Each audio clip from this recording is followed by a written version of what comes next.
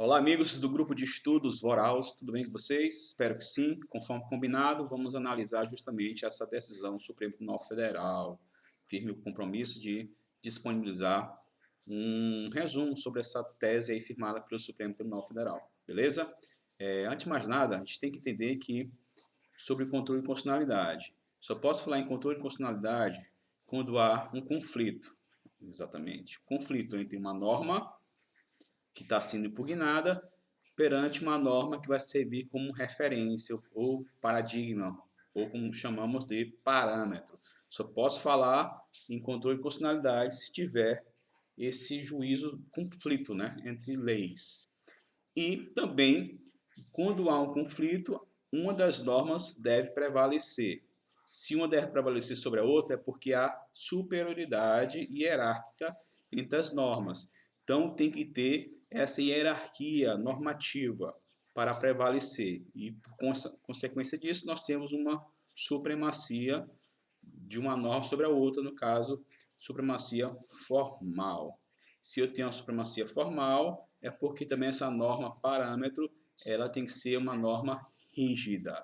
Por isso que nossa Constituição ela é rígida. Em constituições flexíveis, não há essa possibilidade de controle de constitucionalidade, porque estaria no mesmo patamar de alteração do seu conteúdo, da sua norma. Beleza? Então, feitas essas considerações, vamos lá. Controle de constitucionalidade. Para que serve o controle? Justamente a fiscalização, o juízo de adequação, compatibilidade de uma norma objeto perante uma norma parâmetro. E esse controle é feito não sobre a existência e nem sobre a eficácia da norma, da lei ou ato normativo. É feita sobre a sua validade. Se a norma, a lei ou o ato normativo, a lei é nula ou não. Se é compatível ou não. Beleza? E dentro dessa análise do controle de constitucionalidade, é possível a existência de dois critérios de controle de constitucionalidade. É o controle difuso e o controle concentrado. Vamos entender isso aqui. Vou imaginar uma lei que estabeleça uma alíquota sobre o imposto de renda. Vamos pensar assim, uma lei que trata sobre isso. Então, o que acontece? Se você tem uma lei do imposto de renda, né? Se você passar a ferir renda, você vai ter que declarar imposto de renda. Beleza? Você declara, tudo bonitinho. Vou imaginar que você entende que essa lei é inconstitucional. Tu acha que ela norma que instituiu e tal, a questão da alíquota, ela é desproporcional, não há justificativa. Então você pode, perante o judiciário, questioná-la e pedir o quê? A restituição do valor que você pagou a mais. Mas com qual fundamento você entende que ela é inconstitucional? Então, se você se sente lesionado, ou seja, há uma situação concreta, você pode acionar o Poder Judiciário. Só que você não pode pedir como um pedido principal. Como assim pedido principal? Toda ação judicial, você que não é da área jurídica, ele tem duas coisas, pelo menos. Causa de pedir e o do pedido. Causa de pedir são os fundamentos, os argumentos, e vai chegar à conclusão para fundamentar justamente o teu pedido. Na ação direta de constitucionalidade, quando há uma situação concreta, um exemplo que eu estou dando aqui, você não pode pedir diretamente a inconstitucionalidade de lei, beleza? Você vai pedir o quê? Qual o resultado final? Não é declarar a lei inconstitucional. Qual o resultado final? É justamente a restituição do valor que você pagou a mais. Mas por qual argumento? A inconstitucionalidade. Então, para que o juiz venha reconhecer procedente ou não a atuação, ele precisa verificar se a lei é constitucional ou não. Tudo vai depender disso. Por isso que nós dizemos que numa situação concreta, esse controle ele é incidental a um incidente. No caso aí, o juiz só pode avançar no pleito, na análise do pleito, se ele analisar justamente essa condição aí, esse incidente. Por isso que a gente chama de incidente. Então, uma lei ela pode ser questionada numa situação concreta, beleza? Mas, de outro lado, é possível essa mesma lei ser questionada sem acontecer um litígio, sem termos sujeitos, as partes, né? É aquela pessoa que sentiu-se lesionada. Então, a questão aqui, a lei vai ser questionada em tese. A lei vai ser uma lei em tese, ou que seja, ela não vai ser analisada a partir de um caso concreto. Tudo bem? Então, olha só, mesma lei tributária, ela vai incidir só para quem vai oferir renda. E quem não oferiu renda, ela não vai incidir. Então, ela está no campo abstrato. Tudo bem? Então, existem vários legitimados que possam justamente questionar a validade dessa lei. Não há necessidade que essas pessoas que buscam acionar o judiciário se sintam lesionadas. Não, porque aí o juízo é justamente de conformidade da lei, na norma objeto, com o parâmetro que é a Constituição, beleza? Então aqui não há sujeitos. Aqui, no caso, num sentido abstrato, não é um processo subjetivo, por isso o nome subjetivo, sujeitos. Aqui não vai se discutir uma questão concreta e individual, mas sim uma situação abstrata. Por isso nós chamamos de processo objetivo.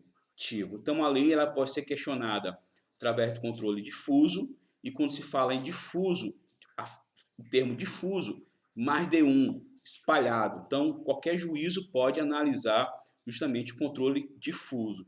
Já no controle concentrado, como o próprio nome diz, concentrado, apenas são poucos órgãos que vão tratar justamente do controle concentrado. Se eu tenho como parâmetro a Constituição Federal, o controle será exercido pelo Supremo Tribunal Federal. Se eu tenho como parâmetro uma Constituição estadual, aí eu tenho como o órgão, com parâmetro, Constituição estadual, aí eu vou ter como órgão um Tribunal de Justiça. Beleza? Por isso que ele fala aqui, ó, controle abstrato. Então ele está falando controle concentrado. Então ele diz, um dos princípios do controle abstrato é por ele possuir um caráter objetivo. Por ser objetivo, não há sujeitos. Consequência, há essa impossibilidade de discussão de situações individuais e concretas. Vamos ler aqui, olha o que diz.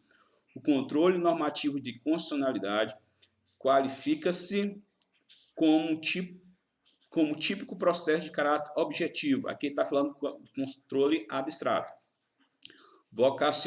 vocacionado exclusivamente à defesa em tese da harmonia do sistema constitucional. Então perceba bem, aqui não está analisando o caso concreto, a perfeição, a adequação da norma parâmetro com a Constituição.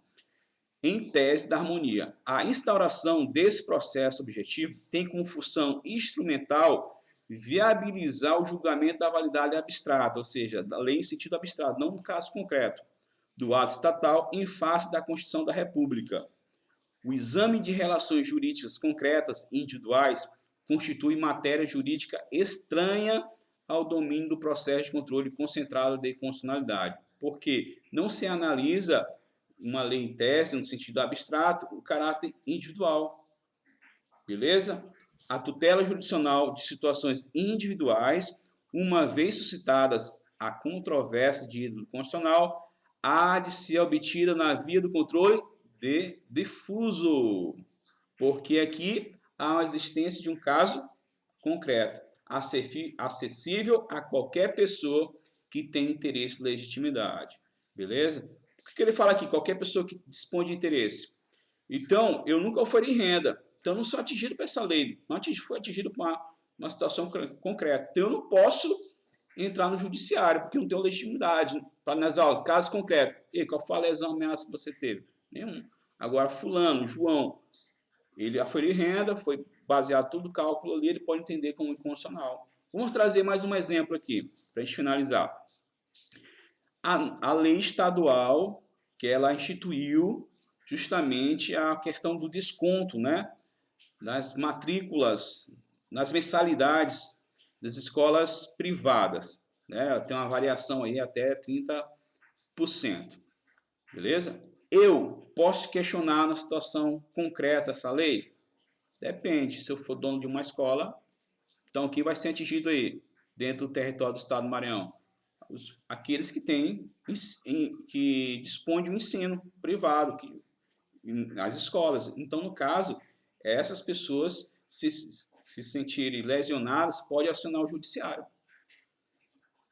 Não como pedido principal a inconstitucionalidade, mas com fundamento. Ó, eu não concordo em que seja realizado o desconto tal. Por quê? Porque eu entendo que a lei é inconstitucional. E aqui é aquela coisa, não tem uma forma de tirar caldo da cana, né? Caldo da cana.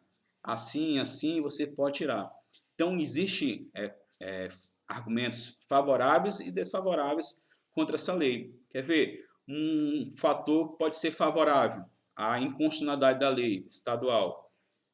Quando o Estado ele fixa o percentual, ele está ditando umas regras aí dentro da livre iniciativa. Então, eu poderia dizer que haveria o quê? Uma inconstitucionalidade do tipo material, violação do princípio da livre iniciativa. Outro ponto, o ato jurídico perfeito. Contratei com a escola, sou pai, contratei, firmei a assinatura, tudinho. Ato jurídico perfeito. E lá a Constituição fala que lei ela não pode atingir o ato jurídico perfeito, a coisa julgada, o direito adquirido. Não é isso? Está na Constituição. Então, posso analisar que essa lei está ferindo materialmente o conteúdo da Constituição. Mas eu posso ter do outro lado, dizer, ó, ela não é inconstitucional, porque o princípio da livre iniciativa, direitos, os contratos, tem que ser lido à luz da Constituição. A constitucionalização do direito civil, por exemplo. Então, eu posso ter dos dois lados argumentos, perfeito? Então, o que acontece? Eu posso questionar.